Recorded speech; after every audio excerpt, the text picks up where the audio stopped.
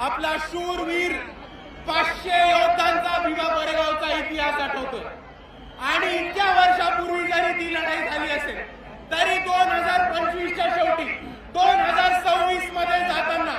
आजही भीमा कोरेगावला लाखोच्या संख्येने भीम अनुयायी येतात आणि आपण यांनी हेच दाखवून दिले की भीमा कोरेगावच्या दिवशी ज्या योद्ध्यांनी इकडे पेशवाई माती काढण्याचं काम केलं होतं त्यांना आम्ही विसरलेलो नाही आहोत मित्रांनो। आणि दुसऱ्या बाजूला ज्या 500 शूरवीरांनी इकडच्या व्यवस्थेच्या विरुद्ध, इकडच्या परिस्थितीच्या विरुद्ध आणि इकडच्या पेशवाईच्या विरुद्ध बंद उकरण्याचं काम केलं होतं त्यांना आपण अभिवादन करायला येतो तेव्हा फक्त महाराष्ट्राला नाही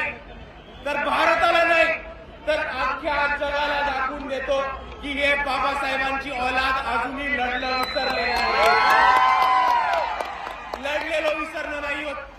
500 लोकांनी तेव्हा वार केला होता आणि मात केला होता पेशवाईचा आणि आजही आपल्या सर्वांना दाखवून द्यायचंय की समोर किती मोठी परिस्थिती असेल, किती मोठी ताकद असेल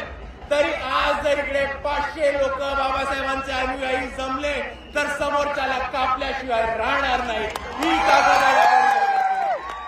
आणि म्हणून मी आपल्या सर्वांना एवढीच विनंती करतो की आज जसं आपण भीमा कोरेगावच्या इथे अभिवादन करायला एवढ्या मोठ्या संख्येने आलो त्याच पद्धतीने